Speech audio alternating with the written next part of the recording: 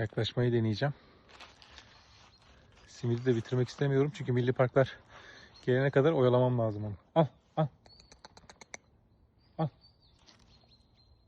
Aferin sana. Gel, korkma korkma, gel. Gel, sana zarar vermeyeceğim, gel. Sen nasıl tatlı bir şeysin ya. Gel, sana biraz daha bir şeyler vereceğim, gel. Aferin sana. Akıllısın sen.